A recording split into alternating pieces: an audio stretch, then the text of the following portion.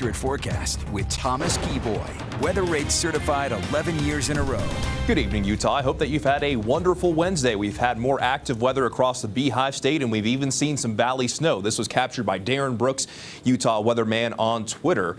Got seen that snow squall in North Salt Lake. It just comes in rather quickly. This is a sped up version, but it still does a very good job of showing the snow moving in. In some spots, we've seen over a couple of inches. So we definitely saw some snow. Definitely the most of the snow has been in the higher terrain up in the mountains, but as we're making our way throughout this evening, we're starting to see the wet weather dwindle just a little bit. We will go on a radar tour, though, and down in southern Utah, still seeing isolated snow showers. Still got a couple in Washington County, Iron County, and up towards Beaver County as well. Getting some snow at Zion National Park currently, where we saw some thunder snow earlier today.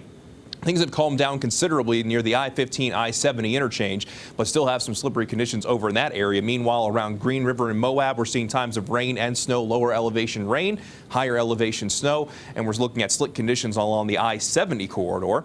Then as we make our way into northern Utah along the Wasatch Front, there are probably still a few spots at least seeing some flurries along with Cache Valley, but most of the snow at this point has since gone up into the mountains as the bulk of the moisture is now working its way away to the east. So while things are calming down in the valleys, we still have some lingering snow up in the mountains, and because of that, the winter weather advisories, they do remain in effect over the next couple of hours, but these will be going away as we go into the overnight hours. Just keep in mind, with additional accumulations being a possibility, winter driving conditions still going to be possible for all of our mountain areas in the eastern Uintas and even portions of the Wasatch Plateau and Book Cliffs. With most of our resorts picking up over a foot of snow with this storm system, the avalanche danger has gone back up, but it's now high for most of our mountain ranges, especially in northern Utah, including the Moab area, and I anticipate it's probably going to be staying that way over the next couple of days. Avoid the backcountry. There's plenty of fresh snow if you're heading out to the mountains to enjoy, so stick to the groomers and stick to the inbounds area, and we're probably going to add a lot more snow by this upcoming weekend. Speaking of snow, here's the view from Solitude, where in Big Cottonwood Canyon, the snow continues to fall. We'll take all of the snow that we can get. In Ogden, we're sitting at 32 degrees, at Park City Mountain at 17 degrees, 36 in Moab, and 41 degrees currently in Kanab. Temperatures today ran about 5 to 10 degrees cooler compared to what we saw for daytime highs yesterday. As we begin the futurecast going into tonight, you'll see that most of the wet weather comes to an end as we go into the overnight hours, but maybe still some of the mountains will have at least a chance of seeing some light lingering snow. And then as we go throughout the morning hours, I think the skies calm considerably, where we're just looking at partly cloudy to mostly cloudy skies. There's a little piece of energy that will be coming in from the west tomorrow, so a little bit of surge of moisture along with that piece of energy could result in a few isolated showers, mainly in the southern two-thirds of the state. So St. George might be able to pick up some rain tomorrow. Cedar City, a slight chance for some snow. Unlikely that we see that moisture make its way up to the Wasatch Front, but that won't be the case as we go into Friday, with more moisture and more energy coming our way, and possibly on Friday morning for that commute along the entirety of the I-15 corridor and the Wasatch Front dealing with snow. But temperatures will be warming up, and that snow could transition over into rain.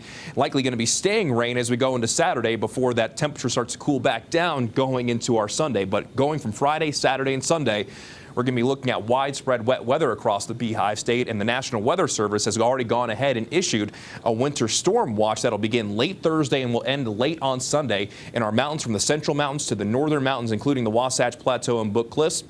An additional 1 to 3 feet of snow a possibility, with higher amounts possible. Very difficult travel, and wind chills expected to be below zero. And in our northern mountains, those wind chills could actually be as low as -20. So it's a very significant storm on the way. As for tomorrow, again, calmer skies compared to the last couple of days. We'll see a daytime high of 38 in Salt Lake, but tonight, make sure that you bundle up, as most spots will be dropping into the teens and 20s. Even St. George will have a chance to drop to freezing. But in St. George, we get a slight chance for both Thursday and Friday with daytime highs in the upper 40s.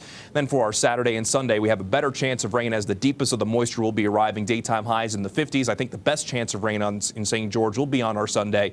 Calming a little bit for Monday, but possibly bringing back the chance for wet weather Tuesday and Wednesday of next week.